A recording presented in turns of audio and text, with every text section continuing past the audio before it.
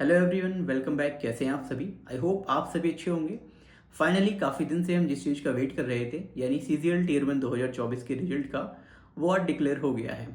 देखिए, एसएससी हमेशा 50 से 60 दिनों के अंडर में जो अपना सीजीएल टियर 1 का रिजल्ट है वो जारी कर रहा था लगातार पिछले 2 से 3 सालों तक। लेकिन इस बार 60 दिन से ऊपर हो गया था, लगभग 65 से 70 दिन होने वाले थे, लेकिन अब तक जो है वो टियर 1 का रिजल्ट घोषित नहीं किया गया था एसएससी के द्वारा। तो फाइनली आज ये रिजल्ट आ चुका है, 5 दिसंबर है और शाम 5 से 6 बजे के बीच में ये एफएससी की ऑफिशियल जो वेबसाइट है उस पर अपलोड किया गया है। तो उन सभी जो अभ्यर्थी यहाँ पर पार्टिसिपेट कर रहे थे, मेरी तरफ से उन सभी को कॉन्ग्रेचुलेशंस जो इस शॉर्ट लिस्ट में आए हैं, यानी वो टियर 2 देने जा रहे हैं। तो फिलहाल हम बात कर लेते हैं कि यहाँ पर क्या कुछ हमें कट ऑफ देखने को मिला है।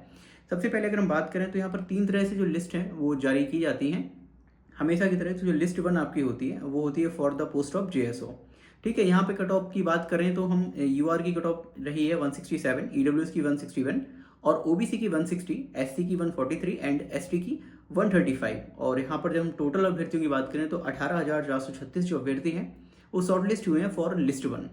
लेकिन वहीं पर अब दूसरी लिस्ट है, वो आपकी है for the post of statistical investigator grade 2।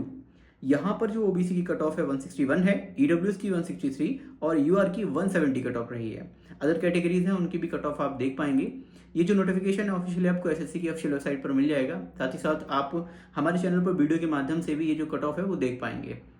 देखिए, थर्ड यहाँ पर है जो जनरल लिस्ट होती है, जिसमें कई सारे बच्चे अदर पोस्ट यानी सभी पोस्ट के लिए पार्टिसिपेट करते हैं। मेनली जो बच्चे रहते हैं वो इसी में लगे होते हैं।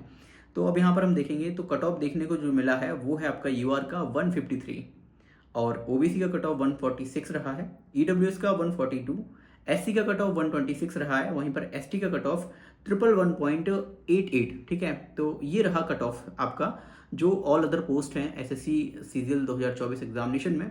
टोटल अगर हम अभ्यर्थियों की बात करें तो यहाँ पर 1,65,240 अभ्यर्थियों को शॉर्ट लिस्ट किया गया है। ठीक है, तो इसके अलावा जो है एसएससी ने 3 लिस्ट निकाली हैं, सेम जिस तरह से 3 कट ऑफ आई हैं तो 3 लिस्ट भी आपकी निकाली जाती हैं। ये सभी लिस्ट आपको ऑफिशियल जो चैनल वेबसाइट है एसएससी की, वहाँ पर आपको मिल जाएंगी। चलिए, अब हम बात कर लेते हैं कि यहाँ पर सीजीएल टियर 1 का रिजल्ट आ चुका है। कई सारे बच्चे हैं जो इस रिजल्ट का वेट कर रहे थे। ठीक है, अब वो बच्चे कौन थे जो वेट कर रहे थे? जो कट ऑफ के आसपास थे, इसलिए। पर जो बच्चे अपनी तैयारी कर रहे थे कंटिन्यूसली, क्योंकि उनको पता था कि प्री तो जो है वो निकल जाएगा, जिनके मार्क्स जो है ना 135 से 140 के आसपास से ऊपर बन रहे थे।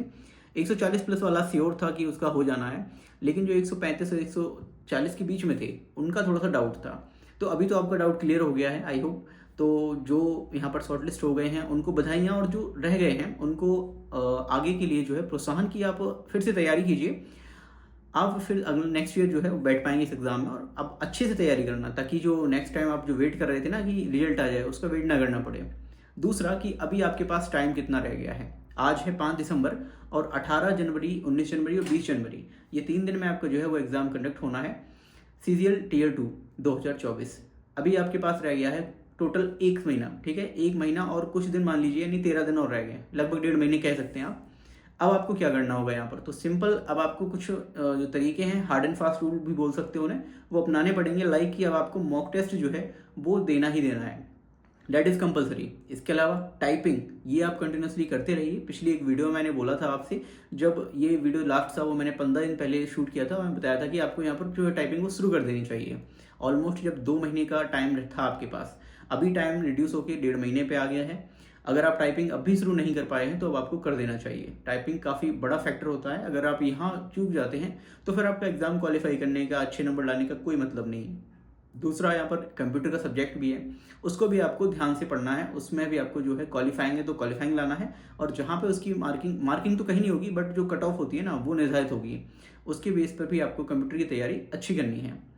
अब मॉक टेस्ट आप लगाइए और उनको एनालाइज कीजिए। ज़्यादा से ज़्यादा टाइम अब आपको सिर्फ इसी में देना है तैयारी में।